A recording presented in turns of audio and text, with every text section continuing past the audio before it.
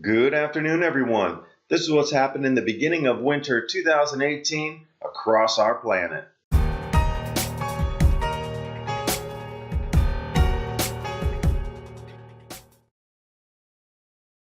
From the Great Lakes to California, record low temperatures and snow blankets the west. That purple blob over Texas is 35 degrees Fahrenheit below normal temperatures. Just a few days back, snow warnings for 8 states, Rockies bracing record cold temperatures, feet of snow. So much, in fact, that they're not used to even tracking snow totals like this until November. If we look at the North American snow totals, that red line, that's us this year. So what do you think is going to happen to the global temperatures because of all this record cold in the U.S.? And oh yeah, the lower 48 was what was the warmest across the planet, keeping the temperatures at 0.14 degree above baseline. Reports coming in from Mongolia about the crops and the early snows, the record cold there. Also record snows early across Pakistan. Expecting to head into lower solar activity. This is the result. Antarctica, always mysterious. Now, Antarctic storms forced longest delays for the exodus of scientists from Scott Base. Looking at the Antarctic sea ice, also bizarre cosmic rays are shooting out of Antarctica, completely outside the standard model of physics, so it's described.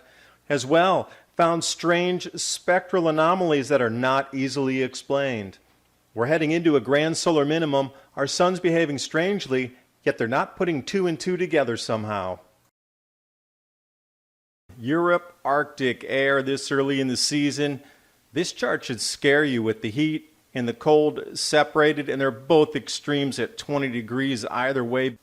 This is how much lightning down in the Mediterranean. And let's take a stroll through Rome. This is how much hail came down associated with this front. Atmospheric compression event, in case you're wondering what it is. Spain receiving 15 inches of rain in just a day. Italy blanketed with snows. Tornadoes in Cyprus. Reunion Island, media claims it's the hottest month in September ever. Well, they just need to actually check their own climate records. Global temperatures down, down, down. Look at the hail cleanup in Rome after the massive front rolled through, and some beautiful memes coming out with Jack and Rose. Farm Ireland, grain output forecast to fall by 27%. Look at the ride, down, down, down year after year. A rare type of frost slams wine production in New Zealand. And then we're starting to see a plethora of headlines now with food recalls, bacteria in the food. I think they're trying to reduce consumption. Global warming said it would give us droughts and heat waves. What we're getting is record floods. As I said a few videos ago, look for an uptick right around this time that's going to give us a year's worth of rain in a day. Here we go. Qatar, a full year of rain in a day. Deserts in Jordan flooding. Some of these creek and river basins were 5 kilometers wide. Almost 3 miles was the swell on some of these floods. And into the capital city, Amman, from the desert flows. 500,000 acres of farmland wiped out in Kenya due to floods. Spain, flash floods. Look at the massive amount of water coming down on the roads. Remember, France, also a full month worth of rain in just 6 hours. These snowstorms accompanying the heavy rains, about 5 feet of snow in Italy. And if you want to know the uptick forecast going out for the next 4 years, here it is in front of your eyes. We have just marking the rise into extreme. This is Italy today. Early snows in Morocco. Moroccan rock art as well in the same location. New Economist magazine cover out. The world in 2019. Black cover. Where have I heard about or seen that before? The third seal. The black horse. A quart of wheat and barley for a day's wages. The horsemen of the apocalypse. 12 times higher food prices. The timeline's on par for this event to happen. We already have Egyptian police raiding warehouses because of potato shortages. We're seeing the same thing with Duterte threatening to raid rice traders in the Philippines.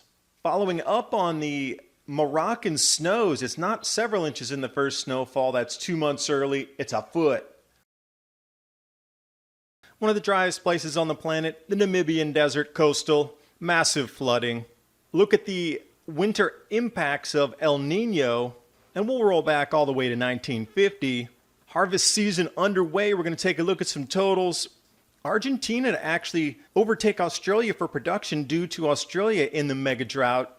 Oils, more green in the rising prices than there are declines.